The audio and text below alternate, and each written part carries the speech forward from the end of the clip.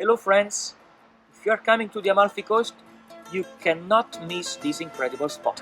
We are on Valico di Chiunzi, that was a very old mule track that could collect the area of Pompeii at the feet of the Vesuvius with the Amalfi Coast.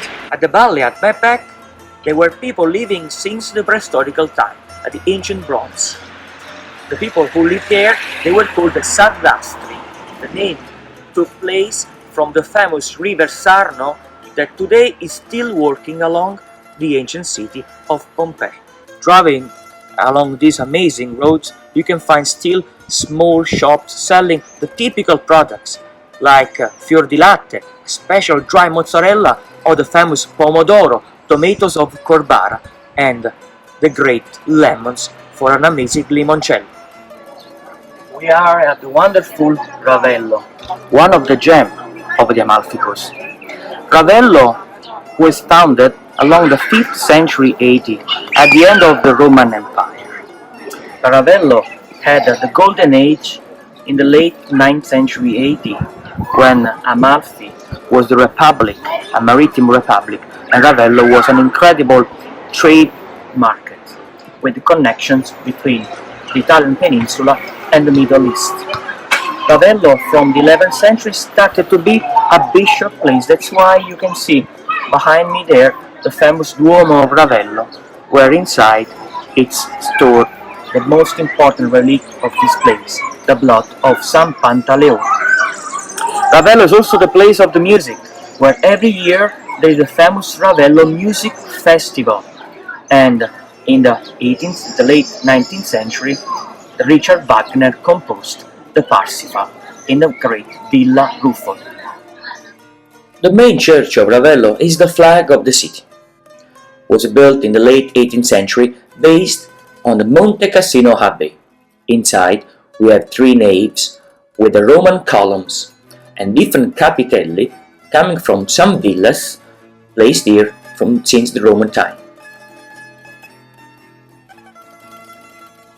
On the left side of the main altar we have some chapels like the San Pantaleone, the patron of Ravello.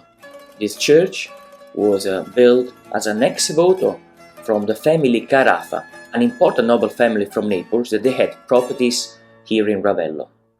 Behind the altar is still stored the most important relic of this town.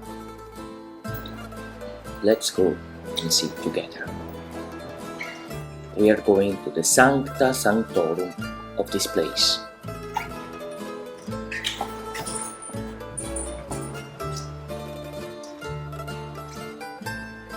In this amazing place, you can see the blood of the patron saint of Ravello, San Pantaleone.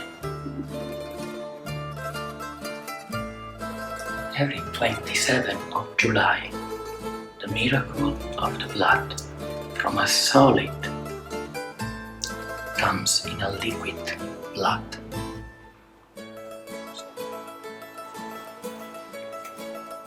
The colorful pulpit of Gospel and the pulpit of Jonah with the standing mosaics. The bell tower, built in the 12th century, is an incredible example of a mix of Islamic and local architecture. On a side, we have the stunning entrance of Villa Rufolo, built by the Rufolo family in the late 13th century. It was sold to the Scottish Lord Francis Reid, who took care of the general restoration, resulting in its today's layout. The gardens are amazing, and it's a very romantic style. In the 1880, the German composer Richard Wagner composed the Parsifal, and since the 30s of the 20th century, this is the location of the Ravello Festival.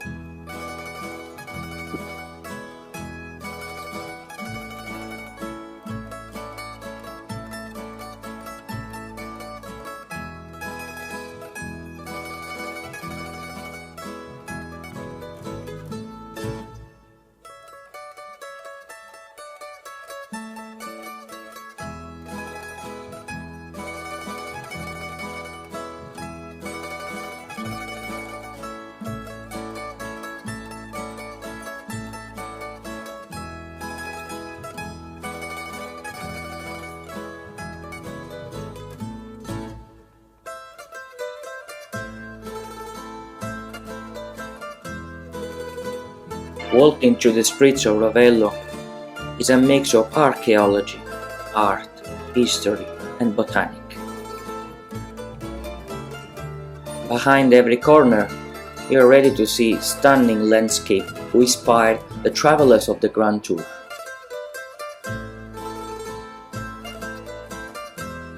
Here the spectacular wines from the vineyards facing the sea are still producing with old techniques, and be ready to go inside Villa Cimbrione.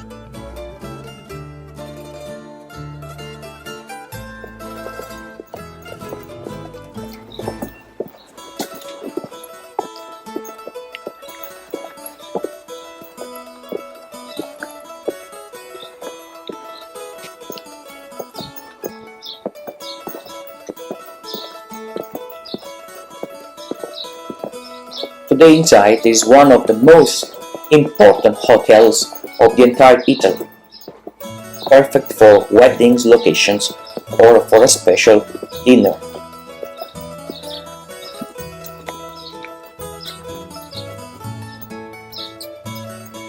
The villa was built in the Middle Age and bought in the 20th century by the English Lord Grenfell, who gave the today's layout. I'm showing you an amazing place, the paradise.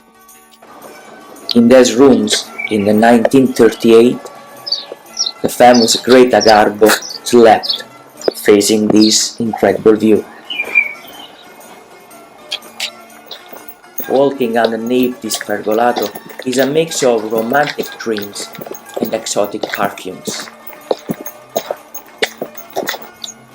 It's always a strong call to the ancient times, with the great sculptures, copies of the bronze found in the Roman city of Herculaneum, and today displayed at the Archaeological Museum of Naples. Let's breathe the fresh air coming from the coast and be ready for the most important spot of this place. Here we are at the Heaven Terrace. Here there is no time. Along sculptures of the 18th century, you can see the sea, the blue color of the sky, the Amalfi Coast facing Salerno, and on the other side, Amalfi and Positano direction.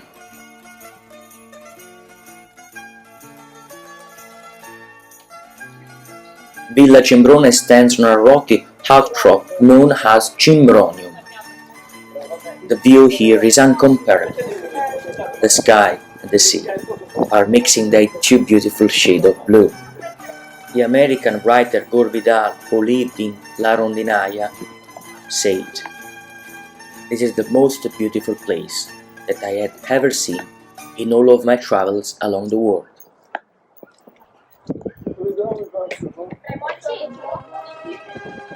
As I promised you, we are in this corner of heaven, Villa Cimbrione.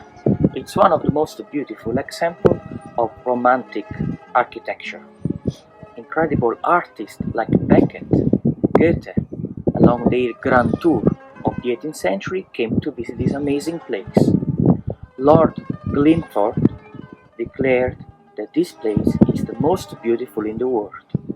Along myself, you can see the beautiful sculpture of the 18th century and the garden, which is considered one of the gardens of Italy.